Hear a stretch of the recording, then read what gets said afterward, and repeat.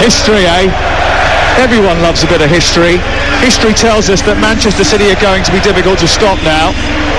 History tells us Arsenal wobble. History tells us that going back to an old flame isn't always the best decision. Mikel Arteta's team will go top tonight with a win, but history tells us it will probably be short-lived. Their defeat to Manchester City last Wednesday felt defining, but the manager will have reminded his players that nothing is definite yet. Frank Lampard has history with Chelsea. He's one of their greatest ever players, their greatest goal scorer. But despite walking in to help salvage a sorry situation, he's been unable to stop the ship from sinking. Chelsea have history with ending North London title tilts. They were having a rubbish season when they killed off Tottenham's hopes in the Battle of the Bridge. Can they rouse themselves and make history repeat itself tonight? Or will Arsenal, dejected and down a week ago, retool and realise that although the past suggests that their task is a forlorn one, there is a possibility that they can make history too. What if? Team news, a couple of changes for Arsenal, 3 in fact. Jorginho's in, Kivior's in, so is Trossard from the team that were beaten by Manchester City in those red-bodied jerseys with white sleeves and white shorts. They'll attack the goal away to our right, the clock end, which is belting out the Arsenal anthem prior to kick-off. Ramsdale, the goalkeeper, White, Kivior, Gabriel Zinchenko, Jorginho, Ødegaard, Xhaka, Saka, Jesus and Trossard. Chelsea in blue attacking from right to left. Have Kepa in goal, and Filicawaita, Fofana, Thiago Silva and Chilwell. Conte, Fernandes and Kovacic. Madueke and Sterling flanking the man, Mikel Arteta, stripped of the Arsenal captaincy.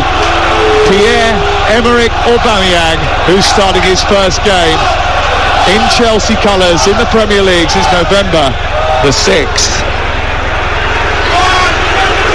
Live on Talksport, Rob Jones gets us off and underway, and we start with the second of 4 big nights of action from the Premier League. Tomorrow night we've got live and exclusive coverage of the game between Manchester City and West Ham. On Wednesday night we'll also be bringing you Liverpool against Fulham, and then Thursday night we relocate to the south coast for Brighton against Manchester United. Chelsea on the attack straight away with Sterling going forward down the left hand side.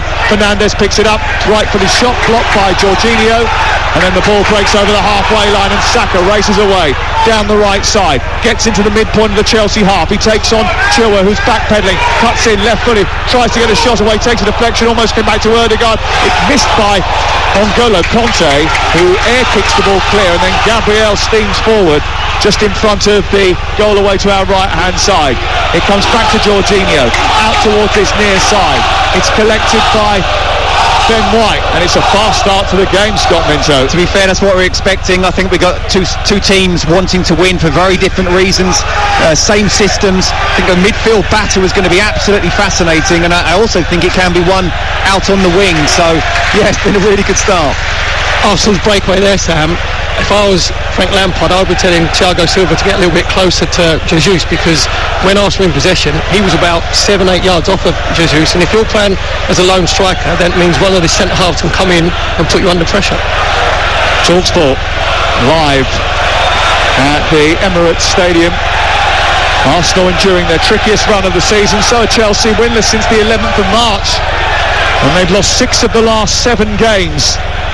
Here is Thiago Silva, under pressure immediately, playing in the back 4 today, not always ideal for him.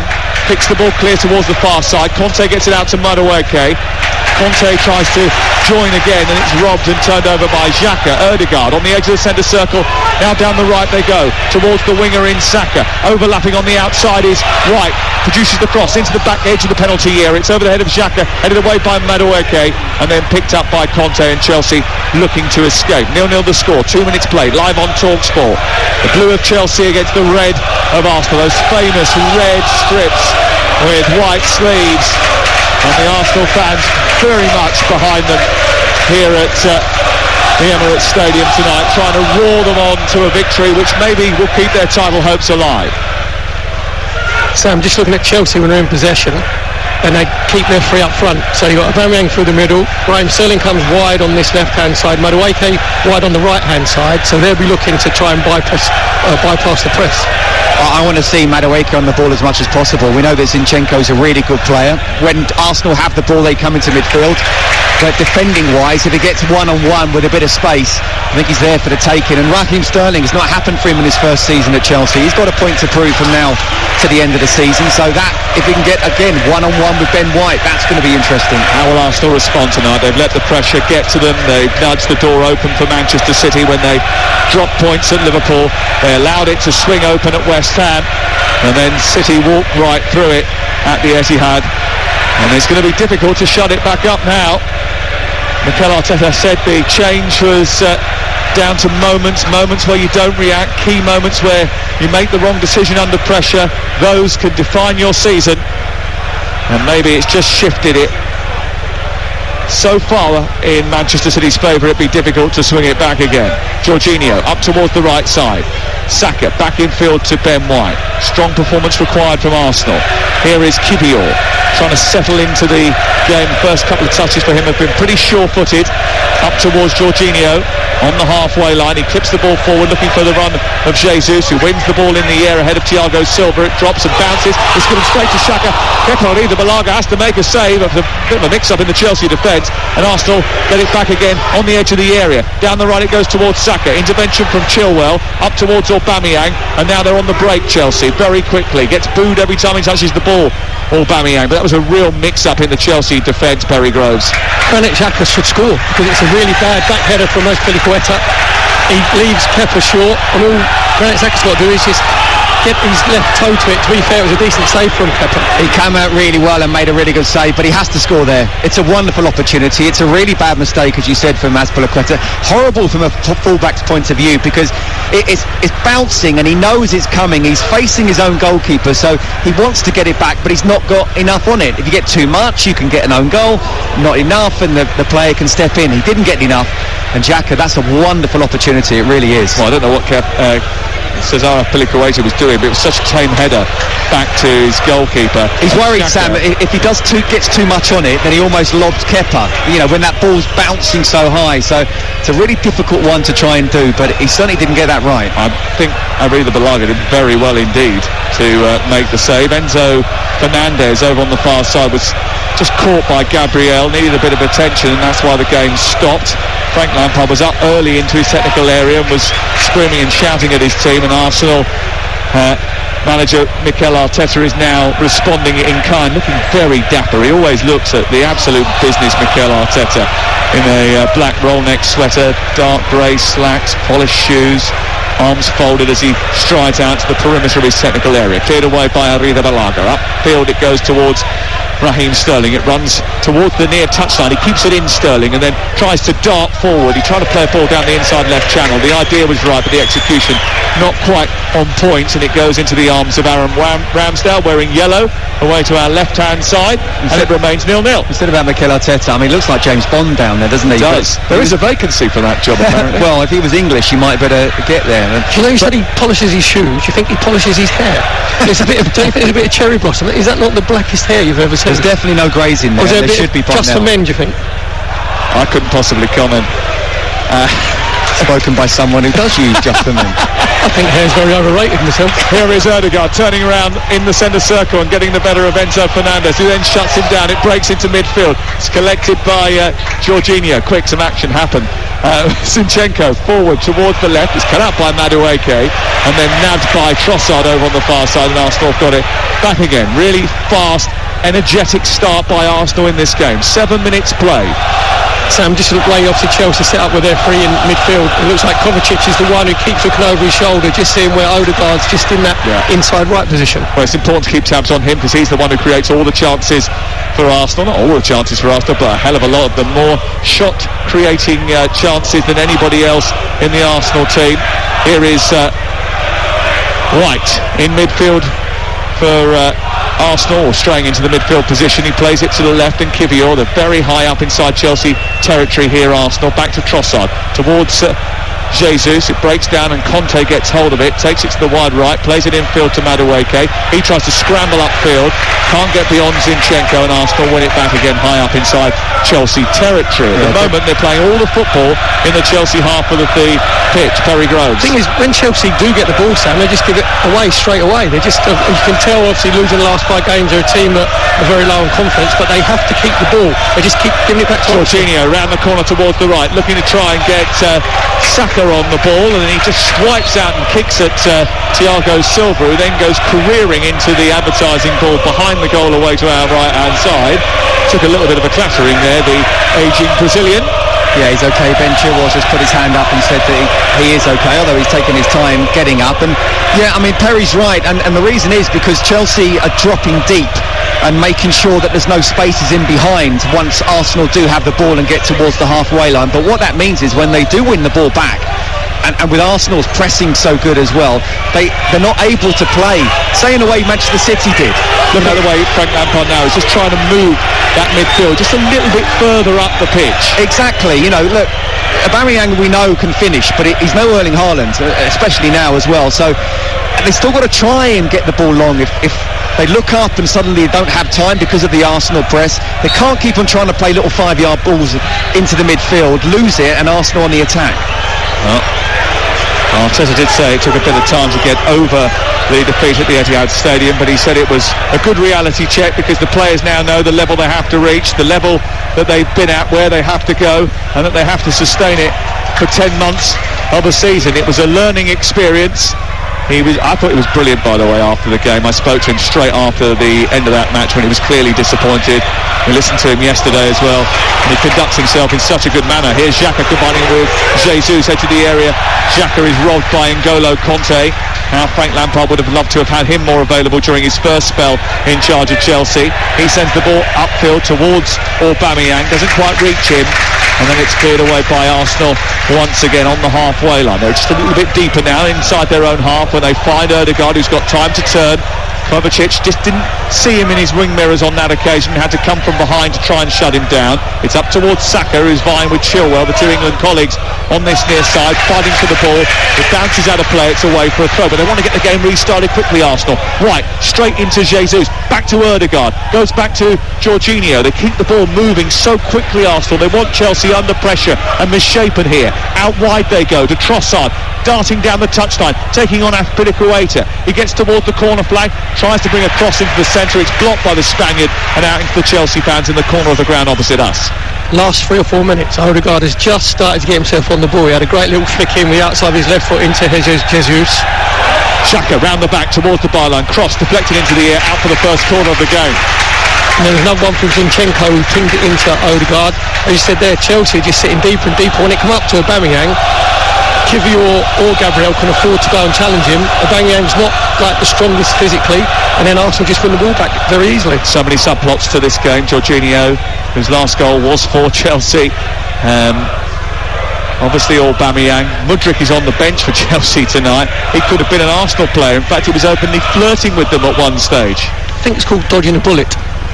11 minutes gone. Trossard for 20 million, wasn't it? Here is Trossard delivering the ball towards the far post, and it goes out of play and away for a goal kick. Well, you say that. I mean, he's only been in England for a little while. You never know. He may flourish into he may bloom into a beautiful flower.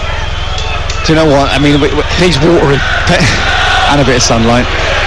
Very scoffed about, Chelsea, but I'm telling you, there is a very, very good group of players here, core players. Chelsea need to get rid of certain players. They obviously need a striker, maybe even 2. We'll have to see how Nkunku does when he comes in, but for now, they've just got to find a way, and it's this particular game as well. At the moment, they can't hold the ball. They're dropping too deep. When they look up, they can't pass it. It's all Arsenal, but we knew that would happen at the Emirates. Arsenal at home are a very good side. Well, you can see why Chelsea have scored just 1 goal in 656 minutes of football, and that was deflected. Free kick given to Arsenal just in front of the centre circle, goes back towards the halfway line, collected by Gabriel.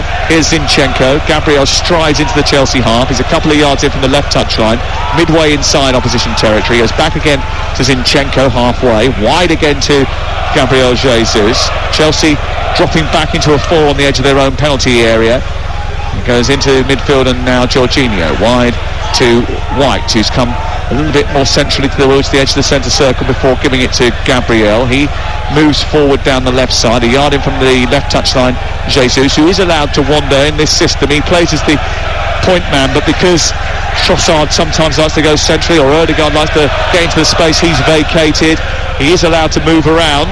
Kovacic hits the ball into the air. It's headed away by Thiago Silva, drops for Aubameyang, but Kivior wins it, and then Kovacic picks it up, and now Chelsea have got to try and utilise the ball. Aubameyang's going through the centre. It was a poor ball by Sterling, cut out by Kivior, and cleared away by Arsenal. Even a chance of a counter-attack there. Chelsea just giving the ball away. Raheem Sterling got to be better. They've been on the back foot almost since the start of kick-off here, and when they did have a good opportunity, to be fair, Arsenal swarmed so well. They're all over Chelsea at the moment, Arsenal, as they move down the left-hand side, playing the ball into the penalty area. I was at the game, you and I did the game, Scott, Brentford away from home earlier in the season. It's got a very familiar ring to it. It's almost just like it. Sam, N'Golo Kante's just had the ball there. He's looked around, he thought, can I go to Aubameyang? Madueke's unmarked on his right-hand side. Just pass it 10-15. He tries to come inside, gives the ball away again. White into Saka, right edge of the penalty area, into Jesus, allowed to turn. Fofana just manages to nab the ball and steer it clear. Comes back in from Jorginho, away by Chilwell, out towards the near side, and Kovacic is like, anywhere will do. But the ball's come back in so quickly, he has to go and make another tackle within half a second. Saka trying to get hold of it. Now it's whacked away by Thiago Silva. There's nobody within 10 yards of the halfway line in blue. Sam, this could be the commentator's curse. At the moment, Chelsea look like they're just waiting to be scored against. There's no urgency. Here's Xhaka down the left-hand side. Fofana, who had a really mixed afternoon here earlier in the season when he played for Leicester City against Arsenal. He had a great chance going forward, but it was absolutely savaged by Martinelli that day. Ball played out towards the left-hand side, given to Jorginho, 5 yards back from the edge of the area. It's played wide towards the left. Trossard takes it on, stands up across. Saka with a header, and Kepa has to make a save, and he spilt it back out to Jesus. His right-footed shot is blocked by Thiago Silva, and then Sterling manages to clear. And now Chelsea look to try and race away with Conte and then Madueke up to halfway. Again, nowhere really for him to go. He's forced back by Zinchenko, and he has to go all the way back to Azpilicueta and then across the back for to Silva. Do you know what? I think Trossard against Azpilicueta from an Arsenal point of view has got to be on all night. The cross came in, and Kepa, for me, he kind of crashed into the post, but it's a save he should make, and he should definitely do better than that. And then when Chelsea tried to counter, I looked at the midfield, and no one tried to get close to Madueke at all. So the moment he looks up, Arsenal players swarming him again, he's not able to try and make a pass, and he's always having to go back. Chelsea need to get 10-20 yards further up and actually start to go, one-on-one at times with Arsenal. They just look like a team bereft of confidence at the moment. Well, it's something that Frank Lampard addressed yesterday. He said that I don't want to keep talking about confidence because I can't do that every single week. And there certainly was low confidence when he walked in, and it's continued.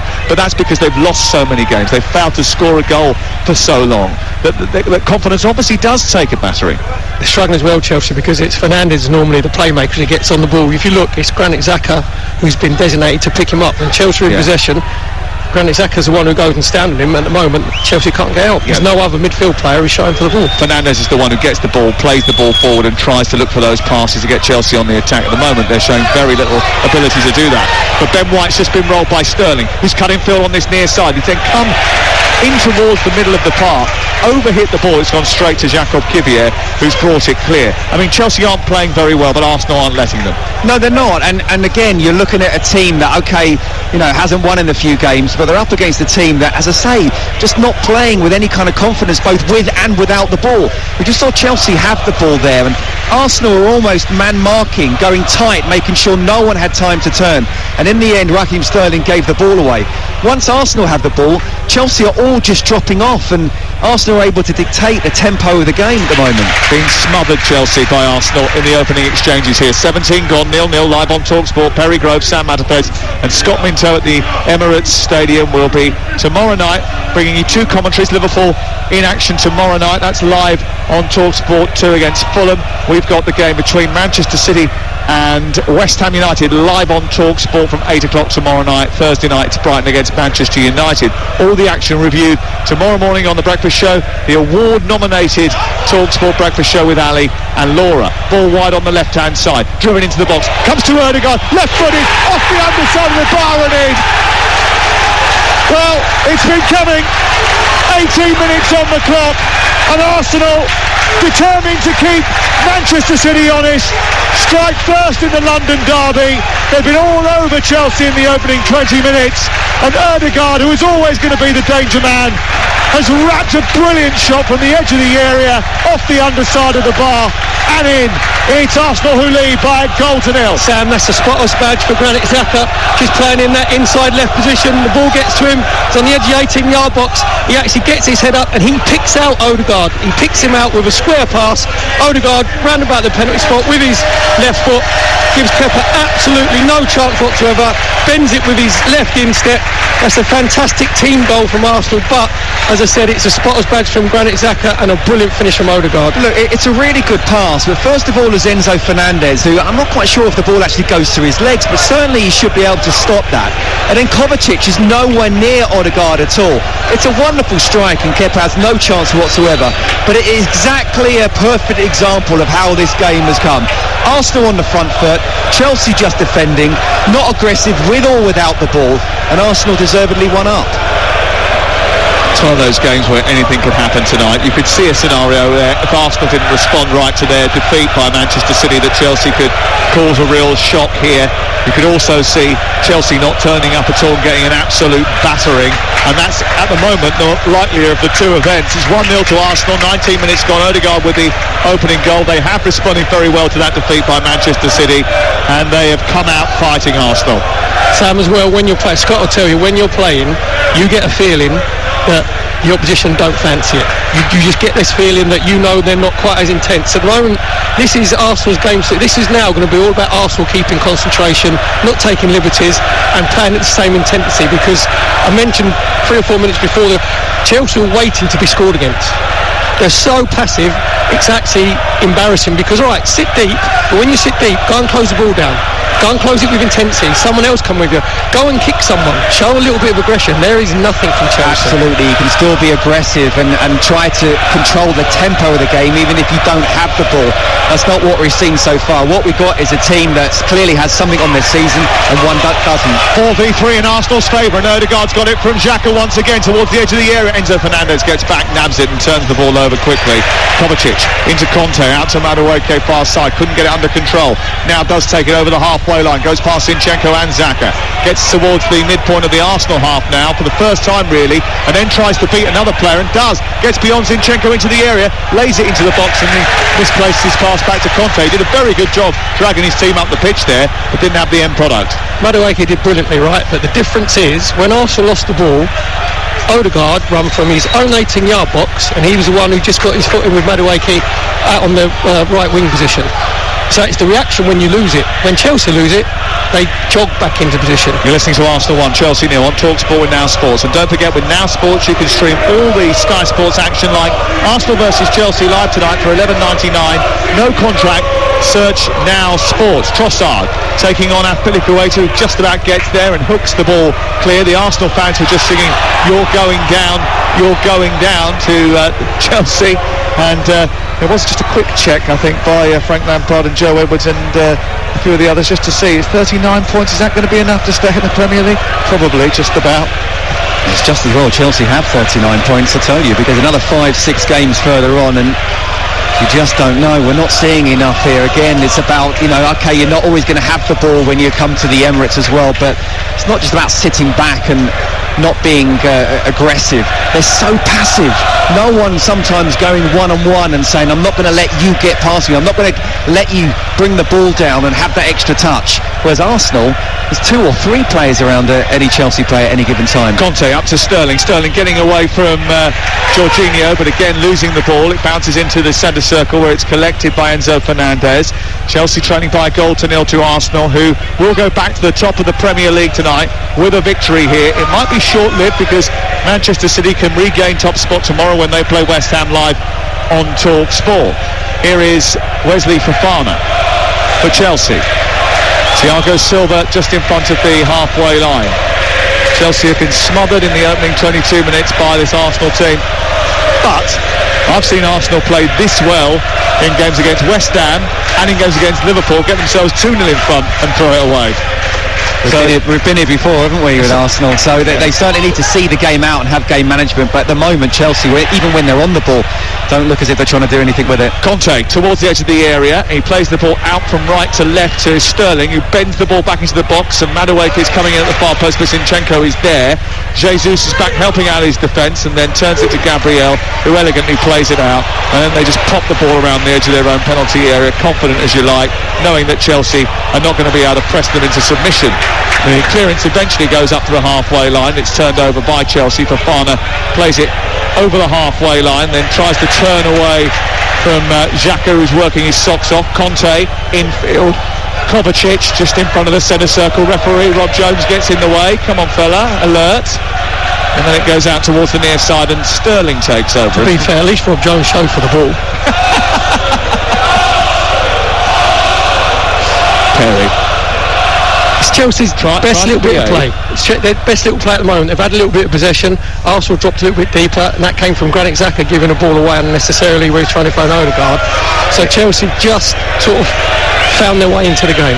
He almost tackled Kovacic. It does feel like they've got 12 players, and I'm not saying that from a referee's point of view, but as I say, you know, the aggression they have both with and without the ball. This is massive tonight for Arsenal. It really is. They have to get back. They have to win every game now from the end of the season. Everyone's writing them off.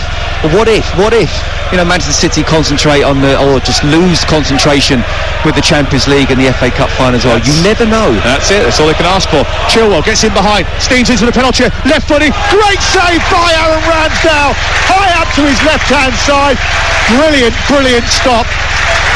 He managed to escape in behind down the left-hand side, Ben Chilwell. He got beyond Saka, who ended up on the floor. He took on White and charged into the box. He was on the left side. He struck the ball firmly towards the far corner. It was nestling in that top corner, and then a big hand came out from Aaron Ramsdale and steered it out for a corner. You know, that was all about Ben Chilwell, because it wasn't even a great ball from Kante, but he got in front of Saka, used his pace. And I remember Ramsdale making a couple of great saves at Anfield as well. One of those was very similar to that one. Said it's a lack of concentration from Bukayo Saka. Normally he's good at tracking back, so it was a good ball from N'Golo Kante, and that's what Arsenal have to concentrate, especially from this corner. Corner kick away to our left-hand side. Arsenal 1, Chelsea 0, live on Talksport. In the Premier League, Chelsea, who haven't won a game since March the 11th, that was away at Leicester City, looking to attack this corner. Left-footed, Chilwell in towards Fofana. Kivior takes charge, brilliant header away. Got great distance on that. He leapt into the air and used his neck muscles to reach the midpoint of the Arsenal half and get it clear from any real danger. Back into centre field. Chelsea getting a bit more possession of the football now, but Arsenal have already taken the lead in this game and taking a firm grip, and they're in command of it. Yeah, look, Chelsea have done better in the last few minutes, but from Arsenal's point of view, they need to carry on playing how they did in the first 20. Here is Kovacic getting the wrong side of Saka. This time fights back, wins it, gives it to Zinchenko, just pops up in the right fullback position now. Saka infield, delicate touch to Odegaard. Jorginho's found blue shirt smothering him for a change and has to give it back to Saka, who finds Kivior with a long pass, and it goes all the way back into the heart of the Arsenal half of the field. Chelsea warming up a couple of substitutes. Conor Gallagher, Kai Havertz, who's missed the last game because of illness, and João Felix. I think they ran down the wrong part of the touchline. I've been told to go to the other end of the field now by the fourth official, Graham Scott. We do have VAR. As always tonight, our VAR is Andre Mariner. Here is Odegaard trying to push the ball towards the edge of the penalty area. Claims of handball, thrust away very quickly by Rob Jones. Sterling gives the ball away deep inside his own half, and it's picked up by Trossard, who plays it into the box. It hits the underarm of Fofana, and that may well have to be checked by VAR, because it looked all for the world as if his arm was slightly away from his body when it touched the underneath of his forearm there. The shot coming in from the edge of the area, that looked like there could be a problem. On first look, Sam, as you said there, looks like Fofana's both of his forearms are away from his body. I'll tell you what, first of all, it's poor defending, it's weak defending. He's turned his body, he's got his arm up. I actually don't think it's hit his arm, of that there's no doubt. He comes away. That's a penalty. Well, under the current laws of the game, that is a penalty. It hits his wrist almost, and it's away from his body. His arm is away from his body. There's enough distance between Trossard and Fofana. listen, I'm sorry, but over the course of the season, those have been given as penalties. So the VAR here should at least be asking Rob Jones to go over and look at the monitor. I think the clear and obvious, they're obviously feeling it's not. Maybe they're just thinking that the arm wasn't in an unnatural position or wasn't outside the silhouette, but it definitely hit his arm, and I just think it was really poor defending, weak defending. Free kick given to Arsenal, and it's bent into the box, and it's collected by Kepa Arrizabalaga. I've got to be honest with you. It's a penalty. It's a penalty. Yes, Andre Marina, perhaps his screen's gone blank, or he's having a cup of coffee or something, because as you said, Sam, with the modern rules, and there was enough distance between Trossard and Fofana. It wasn't if he was only a yard away from him, it was a good 3 or 4 yards away. In the modern rules, that is 100% Is what's helping him out, the fact that he's maybe trying to pull his arm out the way. I don't think his arm should be there in the first place. He should be facing the ball. Why is he turning his back on it anyway? There's a cross coming in. You're the central defender. You're meant to be one of the strongest players in the team. It's definitely a penalty. Here's Noni Madueke down the right-hand side, cutting in on his left foot, going back outside on his right, into the penalty area. Right-footed ball, which is cleared away by Gabriel. He then tied himself in knots and lost balance and fell over as the ball came back towards him, and it's cleared upfield. Fofana then brings down Jesus on the halfway line. That's going to be a free kick. He does that really well, Jesus, because he backs in, he makes sure that Fofana can't come and get the ball. Fofana should be trying to get in front of him, because Jesus is up front on his own, and it's really good defending 1v1 with Zinchenko on Madueke, because Madueke tried to go on the outside. Zinchenko made sure that he didn't dive in and got the block. This is aggression versus passiveness. It really is. It's just watching one team who, they've been on the back foot, and again, it's all about the response from both sets of sides. One team realises they're still got something to play for, maybe the title, who knows. Another team just look as if they're just dropping back in, but they're not actually doing anything at all. Half an hour gone, and so far a good night for Arsenal and their supporters here at the Emirates Stadium. It was a difficult night for Arsenal and their supporters last night here. It was full to brimming for the Women's Champions League semi-final second leg, and I tell you what, it was a heartbreaking end to that game. Here down the left-hand side, the ball picked up by Jesus into the area, skips past one, pulls it back for Xhaka. Half tackle from a Chelsea defender, prods the ball back towards Jesus. Chelsea win it back on the edge of the box. Madueke finds Conte, and then Aspilicueta from the right fullback position manages to hoist the ball to halfway. Aubameyang committed a foul, but Arsenal have got a ball, so they play on, advantage given. And that's the difference from the other night. Arsenal were pressing. The long ball had to go. Aubameyang can't hold it up. Haaland was. Just not sticking up there at all. Chelsea need to find a way just to move 10, 15 yards further up and be more aggressive in a one-on-one situation. At the moment, when you say you win your individual battles, Granit Xhaka is completely smothering Fernandes. Fernandes isn't used to man marking. Low cross into the box towards Odegaard again! And he finishes it again! It's another brilliant ball from Granit Xhaka from the left-hand side. It travelled right the way through the penalty area. Chelsea switched off, and Odegaard switches their lights out. 2-0 to Arsenal. They've bossed the first half an hour of this game. They've taken charge, they've responded to their disappointment, and they lead Chelsea by 2-0. See Enzo Fernandez having a chat with Thiago Silva, and you think, actually, Fernandez, no, it's Granit Xhaka, you're 1v1. Granit Xhaka again gets free on that left-hand side. Another low ball into the box, exactly same, a bit of deja vu. It's a different finish from Odegaard this time, but just brilliant play from Arsenal down their left-hand side. Just comes into Granit Xhaka. He's got his head up. Again, Odegaard runs off the back of Raheem Sterling. Really cool finish from Odegaard. First time, uses the pace of the ball from Granit Xhaka. Side foots it, low past Kepa. Absolutely no chance. And I don't want to be too preemptive, but I think this is game done and dusted. This could be quite humiliating by the end of the night for Chelsea if they're not careful. Absolutely. Look, we've seen Arsenal go 2-0 up before, more than once, but you just don't see anything from this Chelsea side, not anything. There's no individual battles being won, there's no team kind of collectiveness, the organisation is not good, and you're looking at a side that how many players are in the box there? I think there were 6 Chelsea players. As Perry said, Odegaard run off the back of Raheem Sterling, and Thiago Silva's nowhere near him. Odegaard again, as the ball's won back into the area. Trossard tries a little flick, they'll have him front now. And then Chilwell takes it towards the left-hand side and clears it up towards the halfway line. Chelsea need to get a grip of themselves, because I'll tell you what, this could be really damaging. Are you sure 39 points is okay, Scott? Sam, I said, as a player, when you're playing, you get a feeling. You get a feeling in the game that the opposition don't fancy it. Chelsea don't fancy it. And I know that we've given Frank Lampard some stick. Individually as a player, you've got to look at yourself in the mirror when you come off at the end of the game and think, I couldn't have given any more. There's not one of those Chelsea outfield players, I don't think. N'Golo Kante's run around, but he doesn't know where he's running around to. He's just trying to look a little bit busy. Arsenal throwing gaps all over the place. Granit Xhaka's getting himself on the ball. No one's picking him up. Jesus gets in behind Fofana, switches the ball out to the wide right position. Saka comes back in left-footed, turns it into the corridor of uncertainty, and it's cleared away by Fofana, who got back into position. Jorginho onto Odegaard, who's on a hat-trick, plays the ball wide towards the right.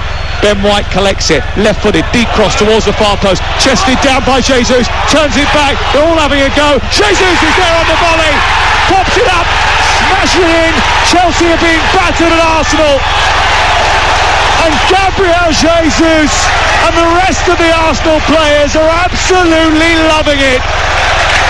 3-0, we haven't played 35 minutes yet, and they will be going back to the top of the Premier League tonight.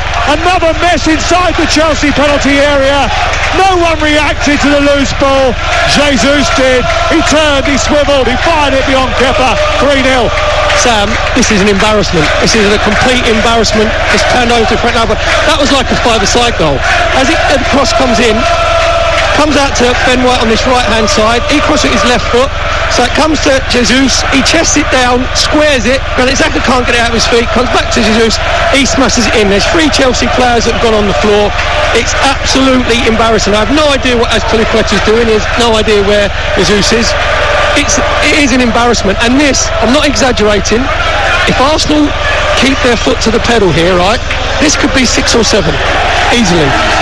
Look, easily if it carries on, and you're wearing the Chelsea shirt. I don't care what's gone on before. It doesn't look like anyone's, not that they're not trying, but they're not getting tight. There's no individual battle. There's not one individual from a Chelsea player that can say, do you know what, I'm close to winning my individual battle. They're dropping off, they're allowing space. It's not enough to have just numbers in the box. No one's picking up, no one's looking, there's no communication at all. And you're absolutely right, Sam, you asked the question, this could be embarrassing. It is already embarrassing, and it could be 6 if it goes on like this. He said there's no one not trying, right? I don't think they're trying. I know ex-professionals don't like to say that players aren't trying, because they're not putting in any urgency. There's no intensity. When the third goal went in for Giuseppe, no one had a row with each other. They all just walked around. Their body language. They don't row anymore, Perry. People get angry. Ball played out towards the right-hand side. I'm getting angry, and it's not even my team. Me too. White wandered into the penalty area. He's got too much space. He's done a little Cruyff turn. He's laid up to Saka. Saka into the box, flashes through the 6-yard area. I mean, that was, again, far too easy. Ben White wandered into the box, done a Cruyff turn and laid it into Saka. There were 5 blue shirts there. No one put any pressure on the ball or followed the runner. Sam, Ben White has gone into that inside right position, and he's in the penalty area, and there's not one Chelsea player within 2 yards of him. This is a pathetic performance from Chelsea so far. You're listening to Arsenal 3, Chelsea 0. Hold on a minute. On Talksport with Car Finance 24/7. Search Car Finance 24/7 today. I think Frank Lampard's warming up. He might be putting himself on. Best goal for it they've got in the squad, I think. Absolutely. I mean, look, what I would say is when you're lacking in confidence, and they are, sometimes it can feel like you just do the easy option, you drop in, you don't make that kind of tackle, but this is not good enough. This is, you need leaders here. Even Thiago Silva, there's nothing happening at all. I still think he's a class player, but every single one of these Chelsea players are getting nowhere near their Arsenal counterpart. Without the ball, they're just absolutely passive. With the ball, they're not able to make string passes together. And Chelsea are getting away with this at the moment. They're 3-0 down. Nobody is doing their defensive duty. It is A dereliction of duty from those Chelsea defenders in the opening 35 minutes of this game. 3-0 to Arsenal. And look, Chelsea's problems are multiple, created by uncertainty and inexperience at the top of the organisation, scattergun recruitment and eagerness from the owners to be hands-on. It's a tough task this for Maurizio Pochettino to sort out when he walks in the summer, that is for sure. Maybe that's why he still hasn't signed yet. He wants to make sure that he's in full control of this. He wants nothing to do with this, by the way, because he's looking at this group of players thinking, I'm not going to have any effect on these, because this group of players are down tools. This was coming after 5 minutes. Aubameyang trying to steal in behind, headed away by Kivior, who's had a very easy introduction to Premier League look life. at that, right, when the ball came up, Aubameyang didn't win it. There's no Chelsea midfielder trying to win the knockdowns there at all. They're all still just standing there, just sitting back and doing nothing. Yeah, what happened, when it come to Zinchenko, Odegaard was actually standing behind Fernandes, right? So Fernandes, all Odegaard did was he just moved a yard, 2 yards to his left-hand side, and Fernandes goes, okay, you can have the ball. Go and engage him. Go and try and win the ball off him. Get angry. I haven't seen a Chelsea player have a row with his teammate. I haven't seen a Chelsea player get angry. This is just acceptance. The whole half for Chelsea has been acceptance. Frank Lampard's got his chin on his chest. His arms are folded. He can't quite believe the way his team have responded to what has been a great start for Arsenal. Look, the problem here is what we're going to end up doing is talking about how bad Chelsea are, and they really are bad, and not how good Arsenal are. Here's Sterling after Arsenal give the ball away casually. It breaks on the edge of the 18-yard box, but they get back in shape very quickly, get hold of the ball and look to break free. Odegaard bends it round the corner, and now Jesus is running up against Fofana. He comes in towards the near touchline, and he hands him off, moves away, plays on, gets clattered by Sterling. Now, I think there is an interjection from Jesus on Fofana, and then another one on Sterling from Jesus, and I don't know whether or not he's going to give the free kick Chelsea's way rather than Arsenal's here. I think what happened when Fofana and Jesus came together on this left-hand touchline, Jesus is holding the ball up, Fofana's trying to get in front of him, and I think it was Jesus' hand just caught him in the face. And to be fair, normally I'm quite critical of players going down too easily. That was a proper forearm. That was a stinger. Let me tell you about the odds, because it's quite interesting. Arsenal 3-0 up at the moment, and for the latest odds you can go to Ladbrokes, where right now, well, I was about to say, where right now you can get, well, you can't get, because bets on Arsenal to win the game have been currently suspended. That's how embarrassing it has been for Chelsea. The draw is 70-1. And Chelsea to come back and win 200-1. That's all thanks to Ladbrokes. Play at ladbrokes.com, 18+. BeGambleAware.org. So 2 of those bets you wouldn't do, and the other one you can't do.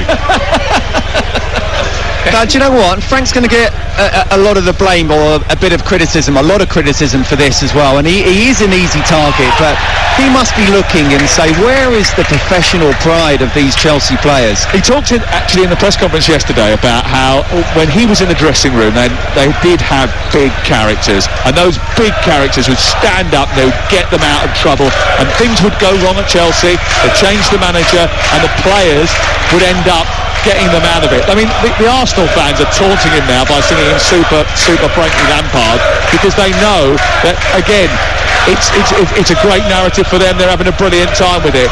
But he's right, there isn't leaders in this Chelsea group, is it? We've seen that today. I've been critical of Frank Lampard, right, and I think he could have stamped his mark on this Chelsea side earlier than what he has done. But I'm not going to lay any blame on Frank Lampard on this performance from Chelsea. This is all to do with the players. Every single one. They've gone 4-3-3. I said earlier that Fernandes wasn't picking up Granit Xhaka, no one was picking up Odegaard. He was just drifting around, and it was Kovacic who's supposed to pick up Odegaard. And we said after about 10 minutes, Odegaard was starting to get on the ball, Scott Williams, just starting to dictate. Then Kovacic, either Thiago Silva or Fofana should be saying to Kovacic, just go and stand on him for 10 minutes. Stop him playing for 10 minutes. But what these modern day players do is they all look after themselves. They all go into their own sort of little shell and think, no, I'm not going to take any responsibility here. I'm going to make sure that I'm not the one who gives the ball away, or I'm not the one who makes a mistake. So then there's no collective responsibility. Then this was coming after 5 minutes. Chelsea were waiting to get beaten. What you need is someone to say, you get tight to him, you get tight to him. don't just drop off, but don't actually pick up. And, you know, look, you're right, Sam, because this is a shambles from Chelsea, but we really should give Arsenal credit because they have been great from the word go. They've been at it. A lot of questions have been asked, obviously, since the Manchester City, not just result, but performance as well. And they've come out and they've played and said, you know what, we're still in this title race, but for Chelsea's point of view, this is just not good enough, and that's the nicest thing I can say. 3 minutes to go before half-time. Here is Noni Madueke trying to release Aubameyang. He fires it into a rapid speed. He miscontrols it, goes behind and out for a goal kick away to our left-hand side. Frank Lampard turns, drops down, picks up a water bottle, takes a couple of swigs. Chelsea supporters over in the far corner start to drift out the exits. Some of them will be going to get a half-time beer or three. Others will just be thinking, I could probably get the tube now. Some of them might stay in the concourse for the second half. It might be better just to go to a pub. The Arsenal fans are absolutely loving it because they had a really bad couple of weeks. I spoke to a few on the way in today, and they obviously they've done a brilliant job here in order to get into the title hunt in the first place. But it has hurt the last couple of results. It has hurt that they've dropped points in key fixtures and they've surrendered the advantage in the title race to Manchester City.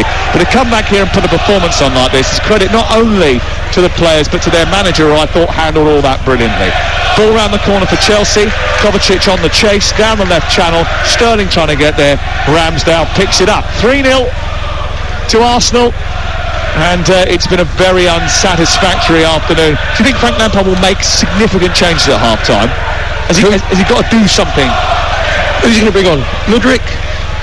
Loftus-Cheek? Chalobah? Who's going to actually go on there and think, right, I'm going to run around and I'm going to affect this game? If I was Frank Lampard going in at half-time, I'd be sitting them down and saying, right, see you 10 outfield players, have a look at yourselves. Have a look at yourselves.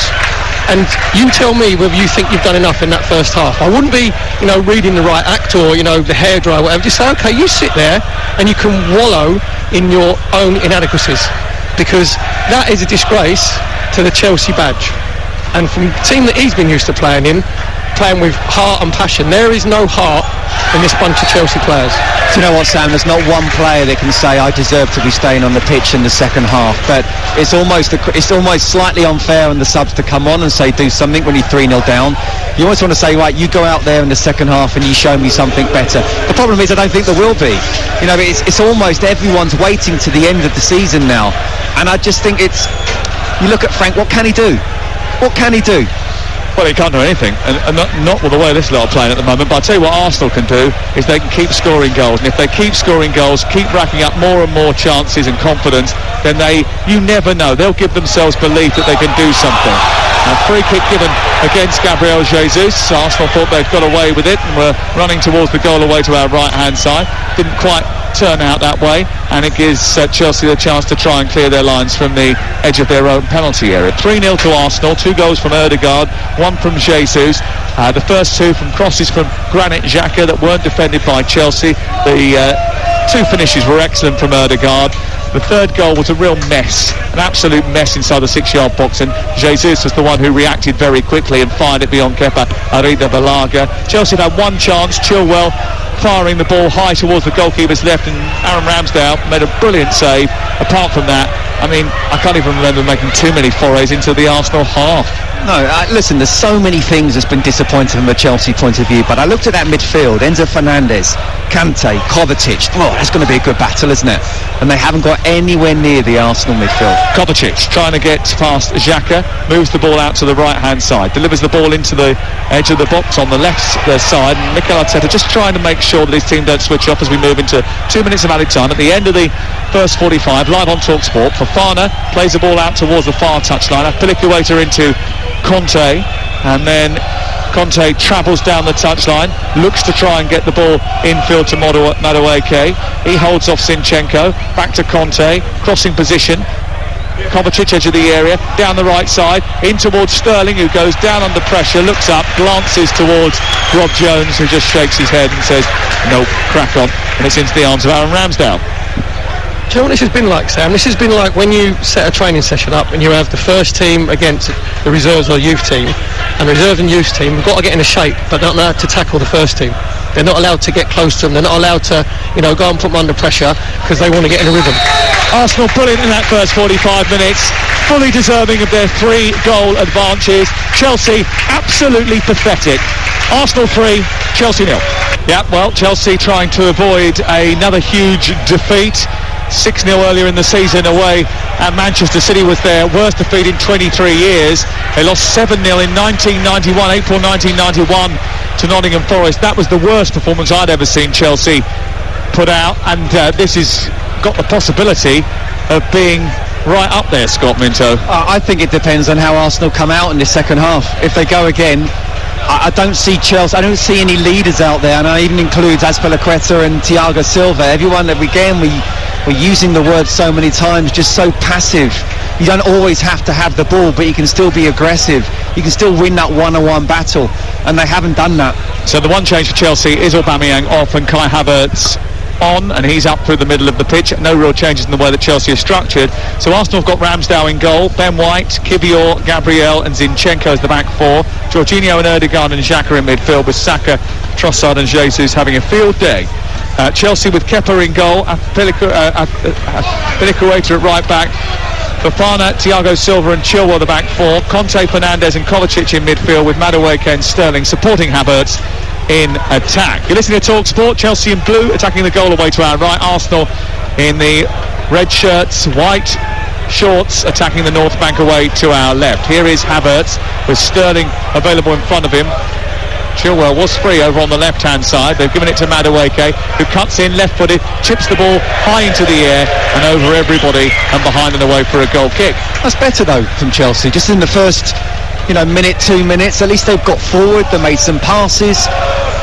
Azpilicueta, I don't feel needed to try and make that overlap, because Madueke has had a one-on-one situation, but he came in. It was an overhit cross, but at least they've created something. Just think, it could have actually been worse, couldn't it, Perry? Because if that handball had been given, we would have been heading to 4. And Granit Xhaka missed a great chance, and he with Azpilicueta's bad headed back pass.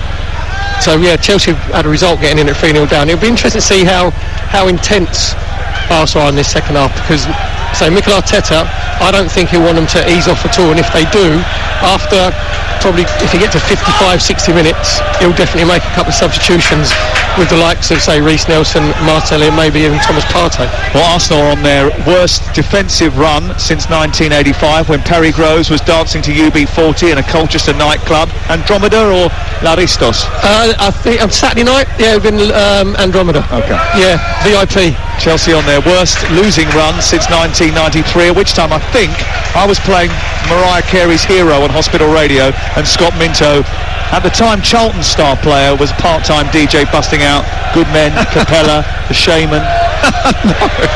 No, not quite my cup of tea, that one, but I know your DJing is going on pretty well at the moment, Sam. For the Fofana potential handball, we have had a little bit of guidance, and the VAR felt that Fofana's arm was tucked in and therefore no pen. No chance. I did say that, didn't I? That would be the only way he could get away with it. But I just thought it was, I don't want to use the word sort of cowards defending, but you shouldn't be turning on a cross like that. But that's what you mean. I'm trying hard not to use it, and yet I used it. Yeah. I'm not going to say it, but I'm going to say it anyway. It's still 3-0. Chelsea have survived 3 minutes of the second half, but Arsenal have won the ball back on the left-hand side. Xhaka heads it forward, taken on by Jesus, down the left side, trying to get beyond the defender Azpilicueta, who fouls him. It's going to be a free kick down in the left corner of the field, and it's going to be a free kick to Arsenal, about 5-6 yards outside the 18-yard box. A couple of Arsenal supporters spot Perry and start singing the Perry Grove song. Walking at, what is it? Is it the we all live in a Perry Grove world? Yeah. It goes on a bit too long. Goes to like number 11. Does it? Is it a good world to live in? Provided a very good title for an autobiography, I hear. If I could remember it, I'd tell you. Actually, that was asking for their money back. They wanted refunds from watching me play. Free kick on this near side to be taken by Arsenal's Leandro Trossard. It's right down by the byline, and it's about 5 yards outside the box. So it's like a hockey short corner, and Trossard, the Belgian, has got Odegaard short to his right, and he's got a clutch of players at the back post looking to burst into the area here. He puts two arms into the air and then hits the ball in towards the near post. It takes a deflection off Sterling, who immediately rather sheepishly put his arms behind his back, and it goes out for a corner away to our left-hand side. It's not a great free kick, is it, from Trossard? To be fair, Raheem Sterling is not the biggest one-man war you're ever going to see. Here is the corner away to our left-hand side to be taken by Trossard. Again, those Arsenal players clutched together on the back edge of the 6-yard box, looking to burst an attack and disrupt the Chelsea defence, who are marking zonally. The ball goes deep towards that far post. He's isolated Kepa. He drops over the line, does it? The referee doesn't give the goal because it didn't drop over the line. It's cleared away by Chelsea and out to the far side, and Gabriel Jesus. Another big chance for Arsenal, and Chelsea have got away with it. Here is Odegaard, edge of the area, lifting the ball back into the box, and it's just over Gabriel's head and drifts behind. That was close. That was very close. Gabriel's header hit off the line, I think, by Thiago Silva. You know what you cannot do, even if you're playing really badly, is to concede a goal from a set piece. You know, Kepa gets nowhere near it at all. Thiago Silva, to be fair to him, does really well. He almost flips it up on his thigh. But honestly, it's just shocking defending. It's Keystone Cops, it really is. I mean, the goalkeeping was terrible. It then comes over onto the knee of Thiago Silva, who sort of juggles with it and then clears. It was so cool from him, but the rest of the defence, I mean, wow. Ben White does well because he's trying to block in Kepa, and Madueke, I think, is the wrong side. He should be the other side of Ben White. But then you're looking, obviously Thiago Silva drops onto the line, so he does his job. But then I'm looking at Fofana, thinking the ball's coming into the box. Why aren't you going to try and win the header? 3-0 to Arsenal, who have the ball over on the far side, inside their own half. They move it very quickly up towards the midway point of the Chelsea half, into Odegaard. Good play by Jesus, who held it up initially. It comes to Xhaka, edge of the area, tries to take on the Chelsea defence. They park for him. He shoots. It's turned around the corner by Arida Balaga, who drops to his right and touches it round the post. Again, the Chelsea defence just seemed to dissipate as soon as Arsenal applied any sort of pressure. And again, it's that counter-attack, isn't it? That Arsenal seem to have it in a way that they can score in so many ways. And it just goes straight through the middle. Again, there's 4 Chelsea defenders, and yet no one gets anywhere near Xhaka. It's a really good save from Kepa there. Thiago Silva gets ragdolled by Jesus when the ball comes in. He spins him too easily. When it comes to the edge of the box, then Granit Xhaka puts it through Fofana's leg. So you've got your 2 centre-halves completely knocked off the ball, completely passive, not over my dead body defending. Here's the corner in towards the near post, flicked on, and it goes towards the back post, where it's stabbed goalwards by Gabriel Jesus, and he fires it over the top of the crossbar. I mean, if this isn't 6, I think Arsenal have had a bad night. They just look, Chelsea, as if they don't know how to defend in any way whatsoever. Arsenal look as if they can score in so many ways. They can pass around people, they can cross the ball in, they can do it from set pieces, they can counter-attack. And this is a game where you get the feeling if Arsenal had to score 6 to win the title, they would. Ball has ended up at the feet of a Chelsea player, the German Kai Havertz, who came on as a second-half substitute. He plays it back towards the midpoint of his own half, where Thiago Silva takes it on in those green boots. He plays it square. Wonder what he's thinking, Thiago Silva, bearing in mind that he is a player who has won 18 domestic trophies. He is still a rock at the age of 38. Difficult for him to play in a back 4 now, but he is someone who's seen it all. Here down the left-hand side come Chelsea. Chilwell delivers a cross into the box, and it beat Aaron Ramsdale. Wasn't entirely sure of the flight of the ball, and it goes through a 6-yard area and out the other side, and it's away for a goal kick away to our right. It's got to be a better delivery there from Ben Chilwell. It was a good break down the left-hand side from Chelsea. They actually get 3 men into the box. Madueke on the far post, N'Golo Kante goes to the near post, Kai Havertz in the centre, and Ben Chilwell just overhits the cross.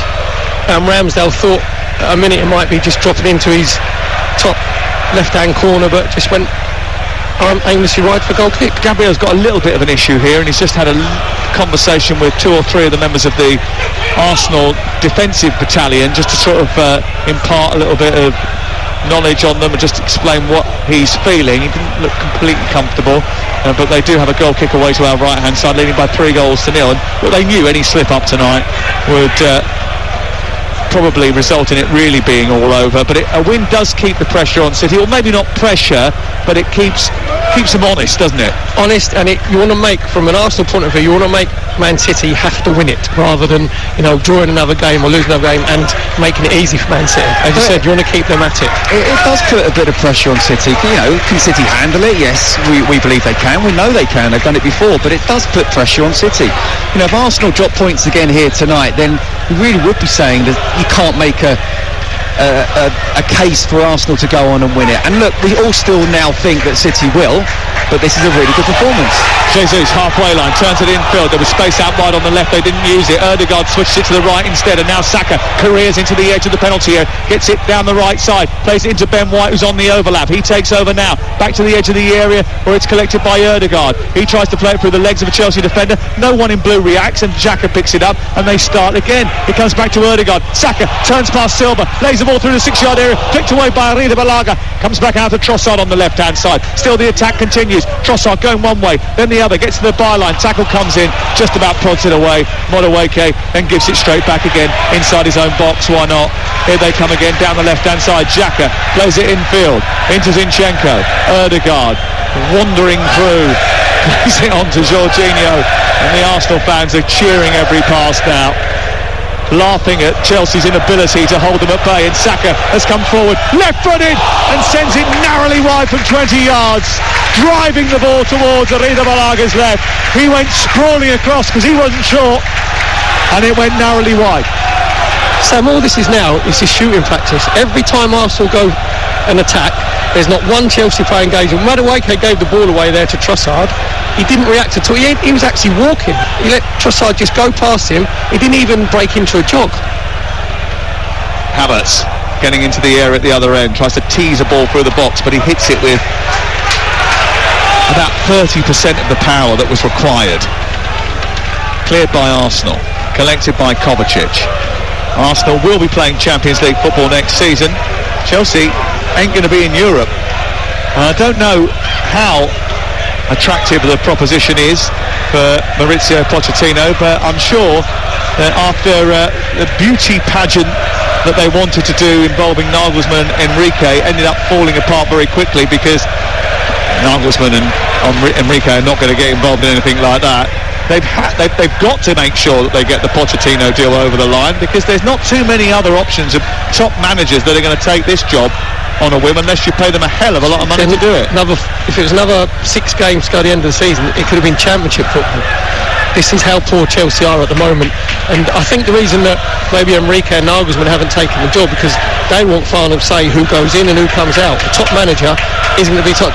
Chelsea's transfer policy has been so scattergun. Graham Potter didn't have any control who came in and who went out. That was his problem. Martinelli's about to come on for Arteta. Just gives him a big hug on the touchline.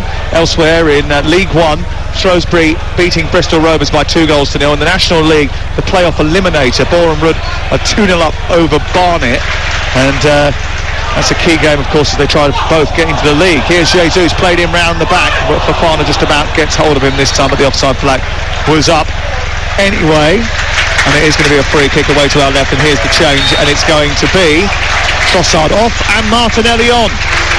I'm sure Atletico Waiter and Fofana are delighted about that. Yeah, absolutely. But I mean, then he look who's coming on, Martinelli. I mean, all I would say is he could put on almost anybody, Mikel Arteta, and it's not going to change the scoreline, not in a negative way anyway. So it's going to be interesting to see what Arteta does. But you talk about the managers, and I mean, the expectation can't be any lower. So I think Mauricio Pochettino, I personally think that they should have got whoever they want, they get him in now. And they actually see in a day-to-day training sessions and then matches as well, you know, who has a heart and who doesn't, who wants to play for the Chelsea badge and who doesn't. Scott, a manager's not coming in now. If you was Mauricio Pochettino, you wouldn't want any part of this. I would. I'd want to come in. No, it doesn't matter about the record, Perry. For managers. That's cosmetics. So why isn't he in then? I don't know. I've no idea. But if you're top manager, you want to come in now and you want to sort this out, because if you come in the first day of pre-season when there's no real pressure, it doesn't matter in pre-season, but there's no pressure. You find out about the players now, and from now to the end of the season, a top manager would come in and say, I'm going to look at you, and if I don't like you, you're out of here. It's as simple as that. Listen, the squad is bloated. They have to get rid of players. Why not come in now and realise who you should get in? I think he'll know. I think he'll know a list of players. He'll know who he wants in. He needs to see them on a day-to-day basis. Kovacic into Havertz and then plays it out to the left-hand side. Chilwell picks it up for Chelsea, who are on a rare attack. Sterling delivers it to the far post. Zinchenko's alert to the danger. Gets there ahead of Havertz. There's a collision between the two. The ball's recycled by Enzo Fernandez, who lifts it into the 6-yard box. It might run through to Sterling. He air kicks the ball. And it breaks out to the far side. The Chelsea fans on the far side, they get furious about it. There's already been little arguments between one or two of the players. The fans getting a little bit narky as well. They know how bad this performance has been. If he is watching from on high, looking at the way that Chelsea have been performing over the last couple of games, that list that Mauricio Pochettino's got is probably 31 names long. Here's Martinelli down the left-hand side, playing it towards the midpoint of the Chelsea half. It's into Zinchenko, then back to Zinchenko from Jorginho, and then all the way to the halfway line. It's Arsenal 3, Chelsea 0 on Talksport with Now Sports. And don't forget that with Now Sports you can stream all the Sky Sports action like Arsenal-Chelsea live for $11.99. No contract, search Now Sports. I actually think the reason he's not come in, Pochettino, is because you've got the owners who want to have a bit more power than they should. Again, the art of good management is delegation. Know who you want to get in and let him manage, and I think they want to interfere. I mean, I don't know, of course, but I think Pochettino is actually saying, look, I want this and I'm not signing on a dotted line until I get it. Here is Ødegaard up towards Jesus. Edge of the area is Saka, then on to Jesus again. He picks his pass out to the left hand side. The ball elegantly drops at the feet of Martinelli, who takes on Azpilicueta, plays it against the Spaniard. It goes out. It's going to be a corner kick to Arsenal. And the hunger is there from Arsenal to go and get at least another goal in this game. Yeah, just got a little bit tight there for Martinelli. He's trying to go on the outside of Azpilicueta. He actually defended well, made sure that he didn't commit himself, got a good block in with his right foot for a corner for Arsenal on their left. It is a corner on this near side, which Martinelli is going to take. Again, those tall centre-backs, the slender figure of Granit Xhaka as well, goes towards the back edge of the 6-yard area. And they look to try and disrupt the Chelsea defence, who again have to mark zonally. Ben White comes trotting in towards the near side, and he's trying to upset the apple cart as the ball goes in towards Kepa again. Doesn't get great contact on it. A slip by Saka. The ball is run loose by Kovacic, and now Chelsea can counter-attack with 4 on 2, and the blue shirts are steaming forward, and Conte is one of them, and he looks to try and release Madueke and hits it against his back. And then there's like a whole carry-on film of calamities inside the 6-yard box, including a bit of Arsenal calamity as well. And Madueke just tumbles into the advertising hoarding, and it's an attack that sums up the night for Chelsea. I think it's catching. I think Arsenal defensive frailties came in there. That was like Keystone Cops. It was. I mean, I don't know what they were trying to attempt to do there, Chelsea, but as Conte had just a brilliant attack. There was 3 options. He just needed a sensible pass into an open part of the penalty area for one of those blue shirts to run onto. Instead, he tried to go almost in the tightest packed Arsenal area that there was, and it ended up hitting the back of Madueke. Yeah, it was the wrong ball to play, wasn't it? But good defending again from Arsenal. Saka down the right side, gets towards the edge of the box, cuts in past Enzo Fernandez, who just about recovers to touch it away, and it goes out to the far side. He's hurt himself now, Fernandez, and Chelsea play on. Havertz plays it to Azpilicueta. Madueke has an option on this near side. Chelsea continue despite the fact that they've got a man down. Madueke runs up towards the edge of the penalty area and tries to take on Xhaka. Does that, gets beyond Jorginho, and then plays it into N'Golo Conte. Arteta said that he thought Chelsea would come here with something to prove tonight. Not sure they've done that. Here is Thiago Silva into Kovacic.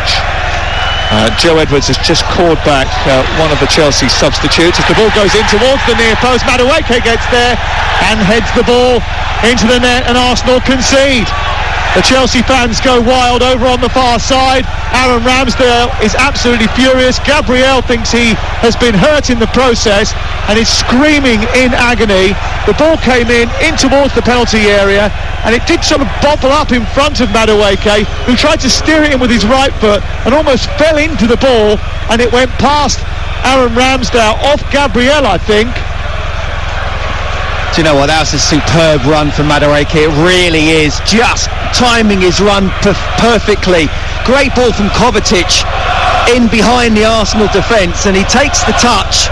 It's a difficult one as well. It's bobbling a little bit, but he still gets himself in the right position. Gabriel comes across.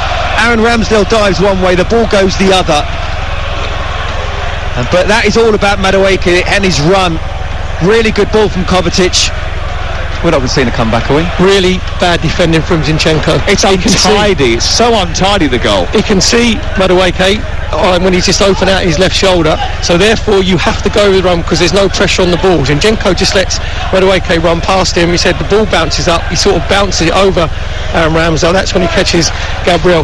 Mikel Arteta will be going absolutely apoplectic because he will be devastated that Arsenal conceded. Arsenal can't keep clean sheets here at the Emirates. Do you know what I was saying before the game about I wanted to see Madueke get at Zinchenko, because Zinchenko, as good as he is technically and on the ball, defensively he can be got at, and it was a really good ball in behind, a wonderful finish as well. And you just sort of thought the Arsenal defence, I think really almost this whole second half, we were expecting them to come out again and go for it again. They haven't.